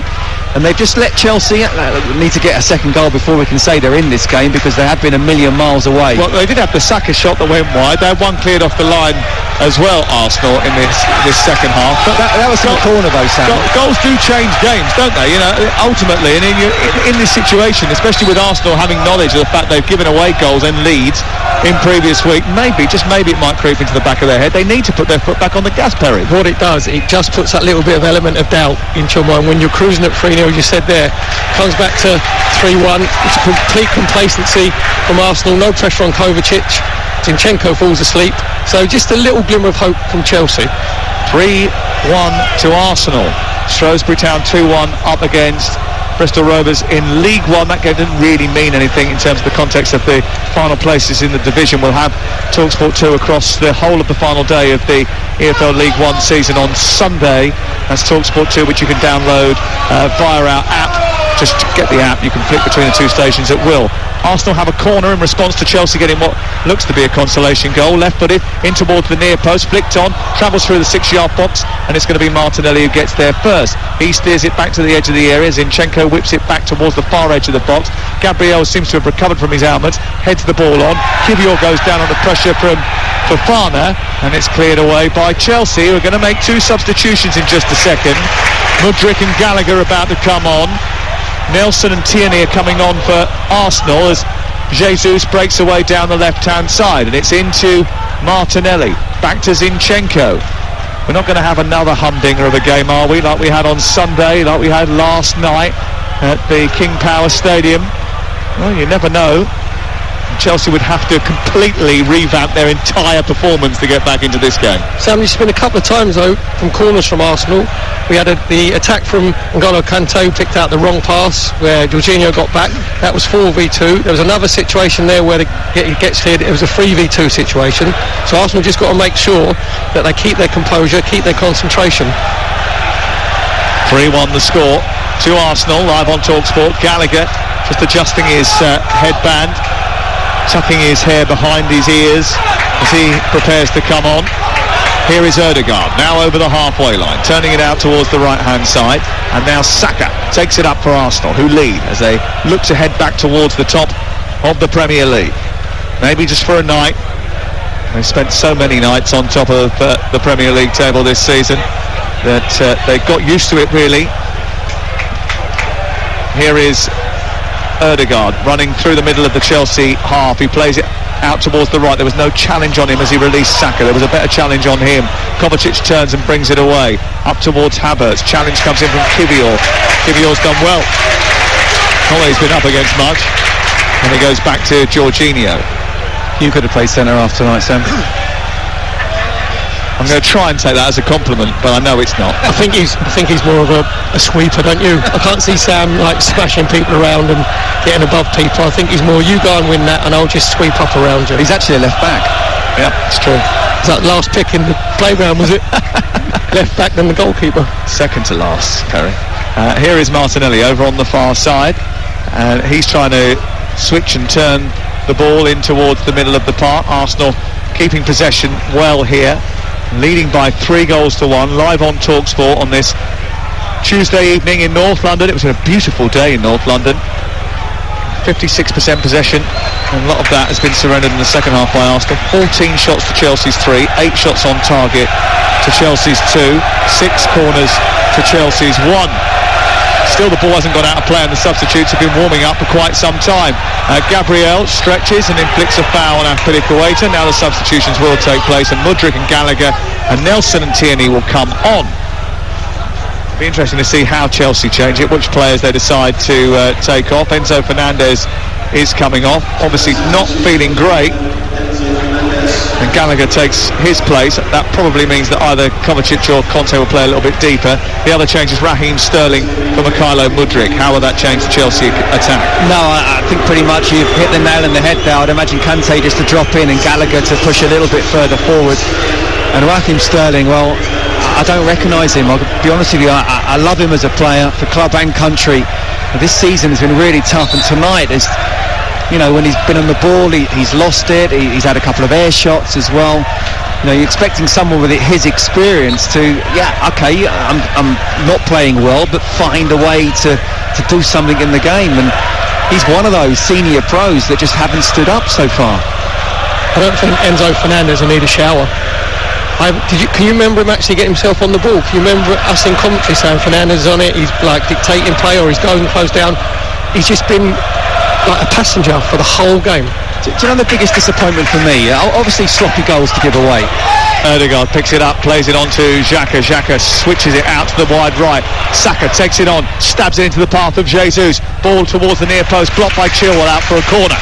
The biggest disappointment for me is when I looked at Xhaka, Ødegaard, Jorginho up against Kovacic, Kante, Enzo Fernandez. I thought, wow, that's going to be a really good battle. Obviously, you win the games in both boxes, but you control the game from midfield. And I don't think there's one player that can actually say, you know, Kante's maybe just has run around a little bit, but the other two just completely bypassing this game. Talk about being damped with a faint praise. He's run around a little bit. It's the best I could do, Sam, honestly. Well done then, Golo, you ran. Yeah, I know what you mean. It's been one of those afternoons, as far as Chelsea are concerned. Great evening for Arsenal as they swing a corner in towards the near post. Gabriel rises. There's a foul by him. It's a free kick inside the 6-yard box away to our left-hand side.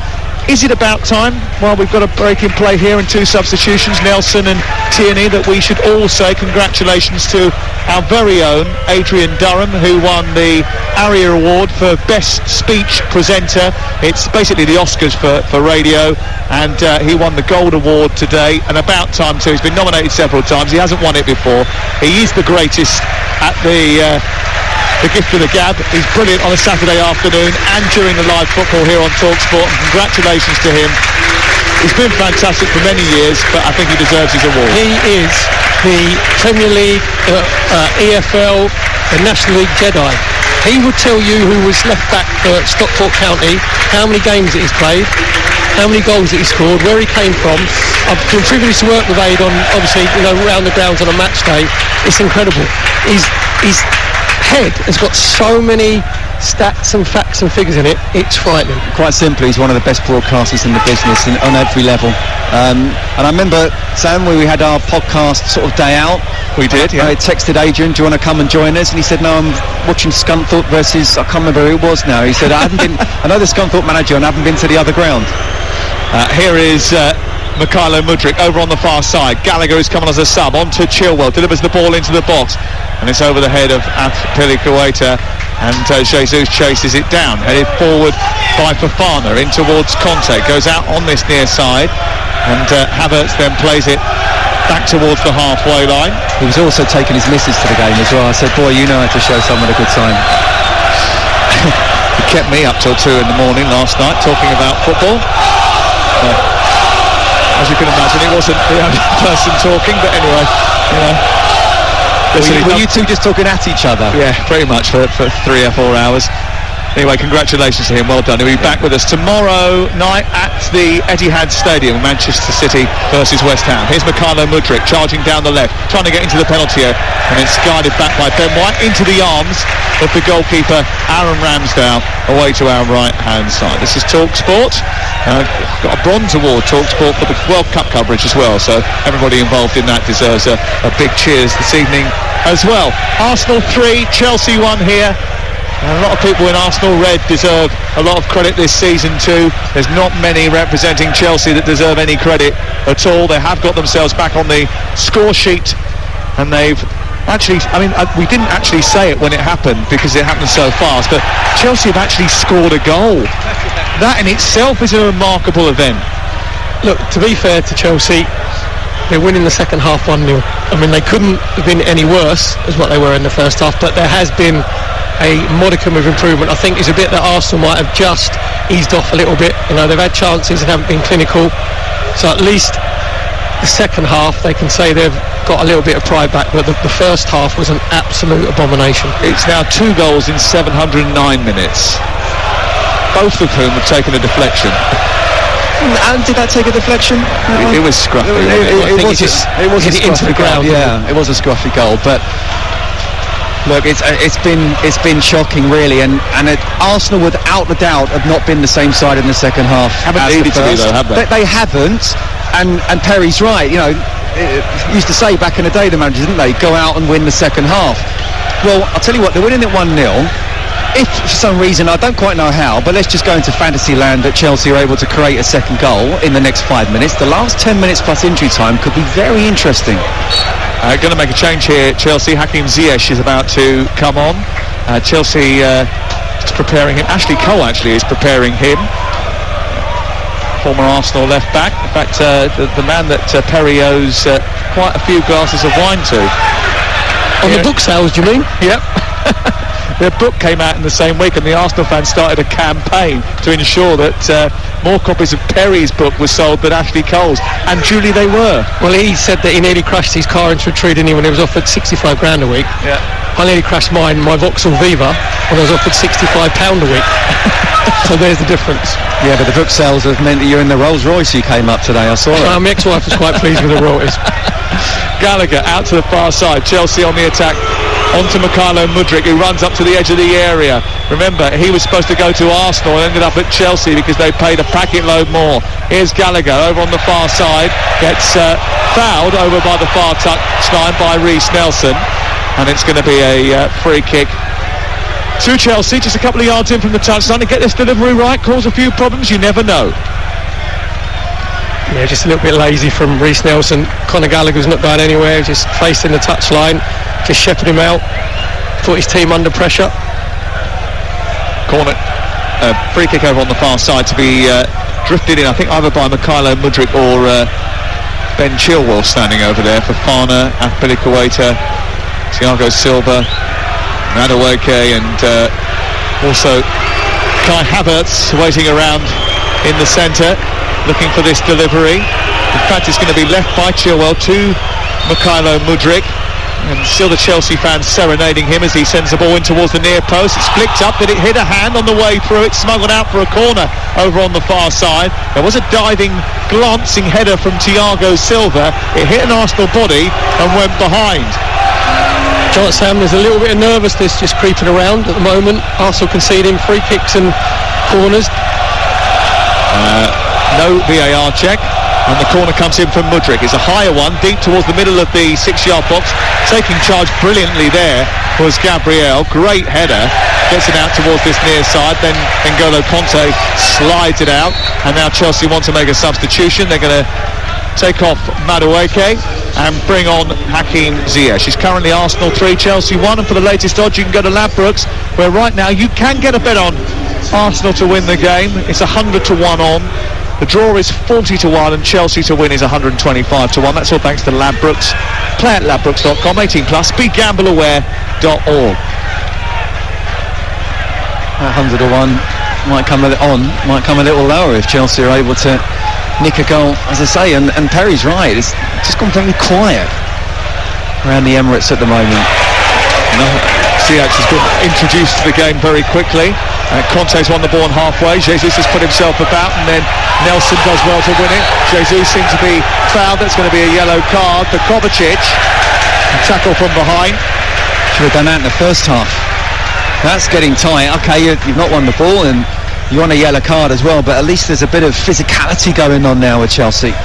Arsenal definitely just sat back in this second half, played it anywhere near the intensity of the first. And if Chelsea were in a good vein of form at the moment, or Arsenal up against a very good side, things could be a lot worse.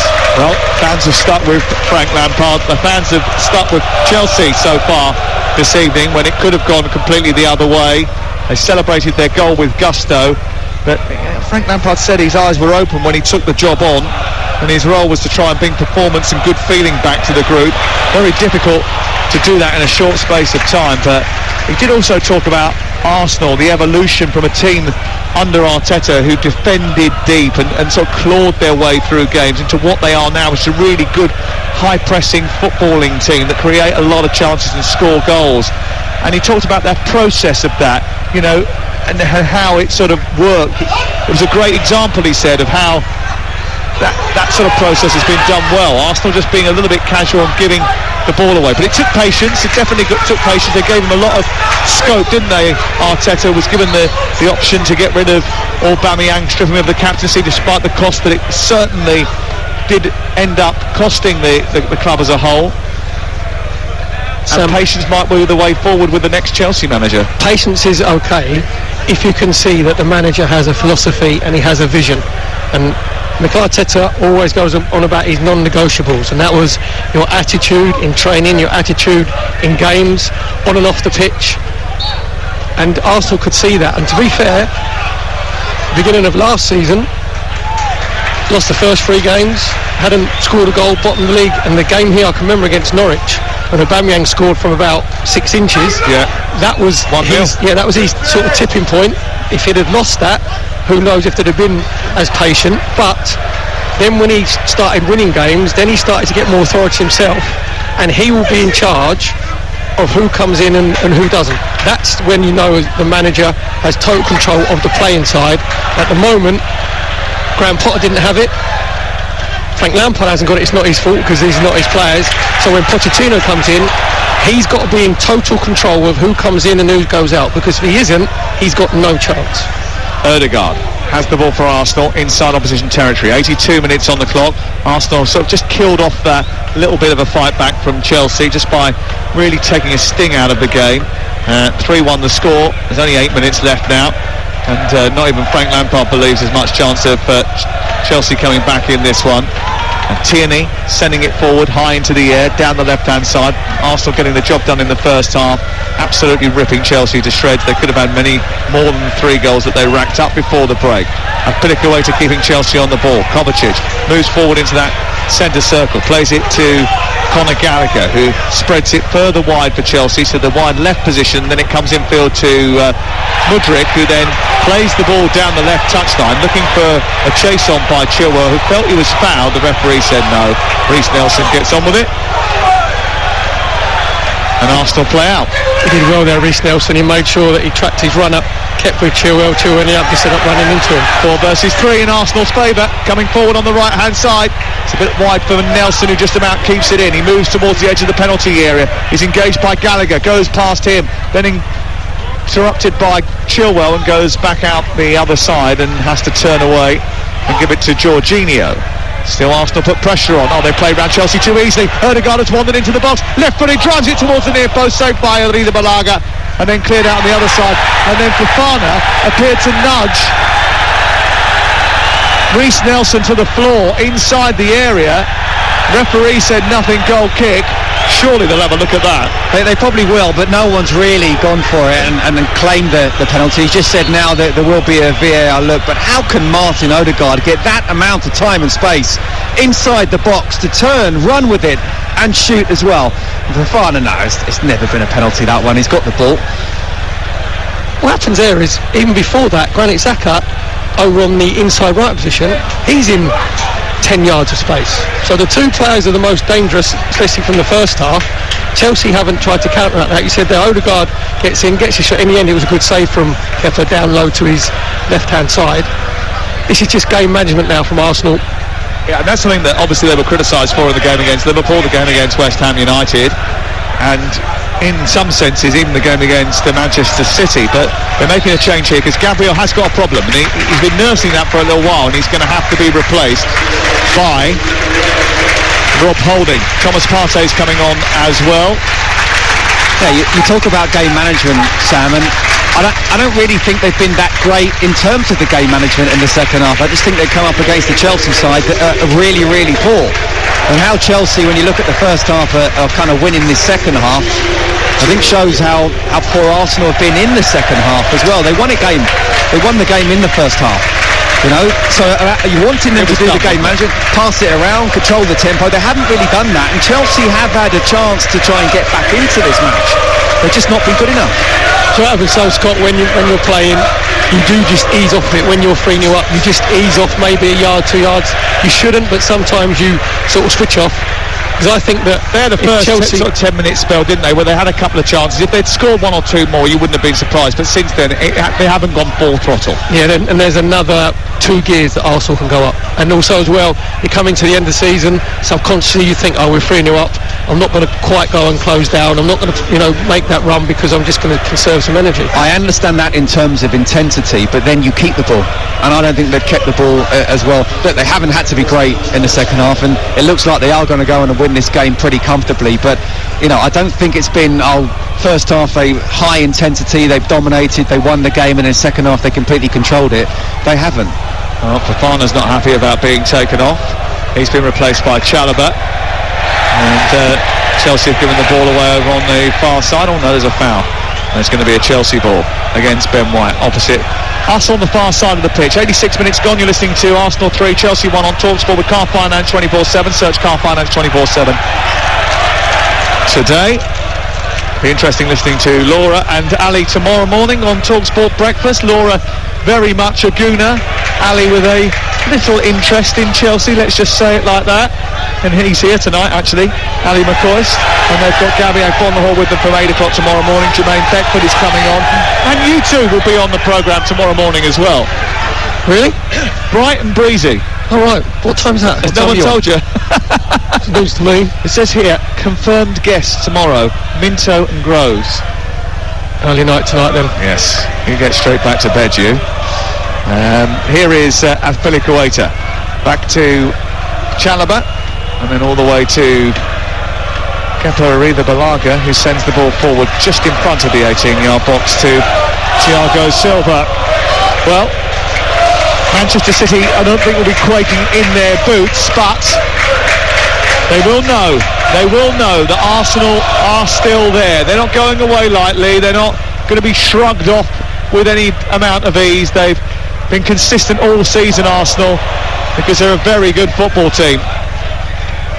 And they will have to keep winning, City. They play tomorrow night live on Talksport, 8 o'clock against West Ham United. Not ever an easy time. Here is Ziyech for Chelsea, down the right side. A little flick by Azpilicueta. Tries to get it back again, down by the byline, but it was overhit by Conte. It dribbles behind, and it's away for a goal kick.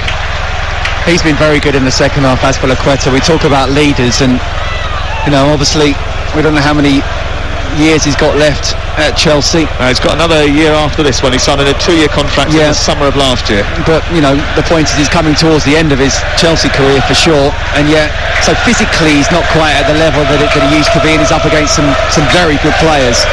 I just feel, again, he showed that determination and grit in the second half that we would have wanted in the whole game from everybody. Arsenal 3, Chelsea 1. The Arsenal fans revelling in the delight of taking Chelsea to the cleaners tonight. For the most part of the game, especially the first half of the game, they were all over Chelsea, and they did a job on them. Chelsea incapable of responding. You wouldn't expect them to. They're a team that don't score goals. They're on their worst goal scoring form in a very long while. Terrible amount of goals this season that have been racked up by 3 different scenarios, 3 different managers. Here is Gallagher leaving his foot in, doesn't quite get hold of the ball, and Partey will clear. He pokes it through the middle. Ziyech wins it back for Chelsea. He plays it out to the wide left position. Conor Gallagher picks it up. 89 minutes on the clock, Talksport, and it's 3-1 to Arsenal. Chelsea trying to find a way past the Arsenal defence. They've won a free kick. And it's on the left side, about 6 yards back from the edge of the area. Have to be a little bit careful here. Thomas Partey hasn't got himself into the pace of the game. He gave the ball away 10 seconds earlier, then he's just given an unnecessary foul away against Ben Chilwell. He's gone off the boil recently, hasn't he? Yeah, even in games sometimes you can have a 5-10 minute spell where he keeps giving the ball away, loses concentration.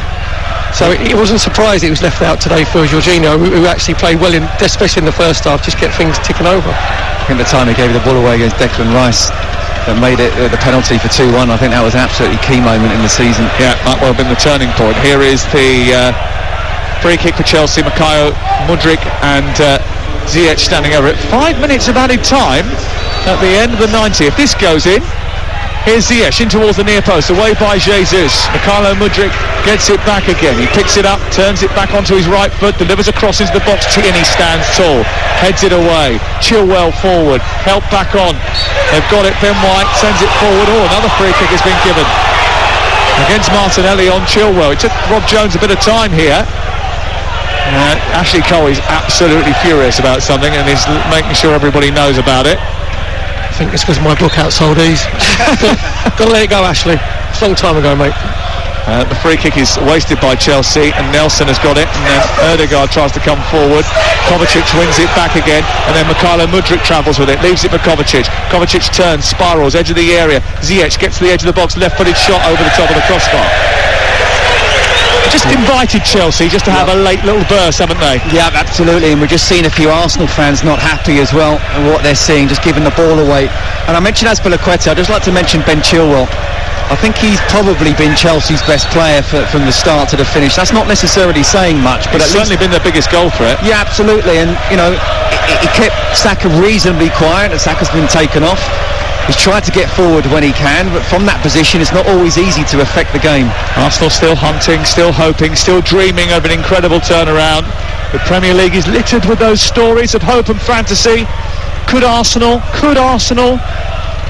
make more history? It's difficult for these Arsenal fans to dream that, but they have stuck with their team, and that has been part of their relative success, I think, over the last 18 months. Also, there is a good atmosphere in the Emirates at the moment, because there's a synergy, because the Arsenal fans are seeing a lot of young Arsenal players who are playing for the shirt, they're playing for the badge. You can't say the same thing about Chelsea.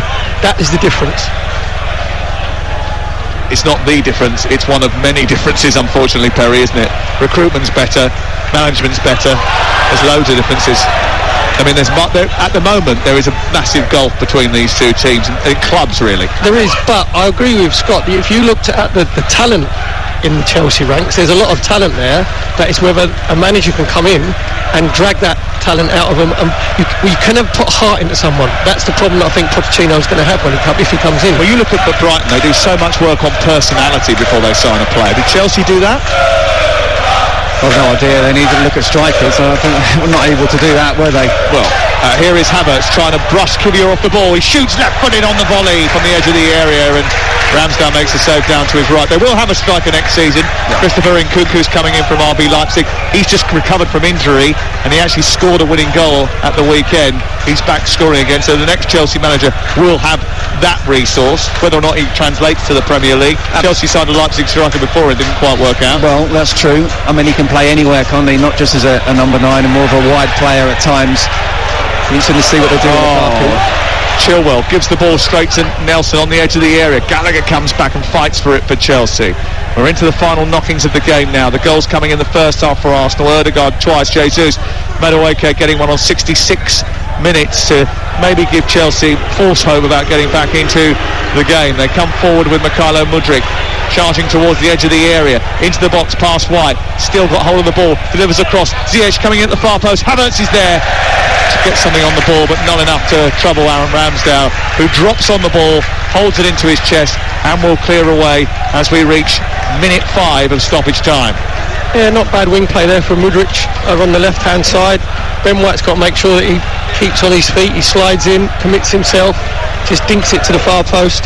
So Havertz coming in, and then I think it's Kivior just made sure that he challenged him so he couldn't get a decent header on it. Mudrik's got the best pair of curtains I've seen since you had them in 1997. 94, I think it was, yeah. I mean, but he's scared, Ben White, of his pace, that's why. Here is Ødegaard, Xhaka, edge of the D, sizing up an opportunity, parried away by the goalkeeper down to the left. Nelson keeps it alive, recycles across. Jesus coming in underneath it, doesn't get a clean header on the ball. Ziyech manages to get it clear, and then the referee looks to allow Chelsea to bring the ball away, because I think he was going to pull up there, play the advantage. Arsenal win it back again, and Arsenal bring the ball forward. We've played our stoppage time on Talksport. It's 3-1 to Arsenal. A few of the supporters starting to leave now, confident enough of victory for Arsenal that will take them back to the top of the table. That was a late foul by Gallagher over on the far side, which is going to generate him a late yellow card. He's just gone careering into Ben White. So even though Arsenal haven't been at it in the second half, they still could have scored 4 easily. Kepa's pulled off 3 great saves. You've had Thiago Silva obviously hooked the one off the line. So if I'd have said to you two at half time, by the way, this will be 3-1, they would have taken it. Exactly. Yeah, that's still not good enough, is it, for Chelsea? It's just the first 45 minutes, Scott, isn't it? I mean, if you were to dissect this performance, you almost discount this second half. It's all about what happened in the first 45 minutes. It certainly was. And as a result, Arsenal go back to the top of the Premier League. They keep the pressure on Manchester City. They may have been down after their defeat at the Etihad a week ago, but they are not out, not yet. They are continuing to slug, to scrap, to hope that City make a mistake. Chelsea were pliable opponents at best. They have been all season, really. But Arsenal needed this. After 4 matches without a win, they put 3 points on the board and take first place in the Premier League once more, even if it's likely to be just a temporary stop. It's finished at the Emirates. Arsenal 3, Chelsea 1.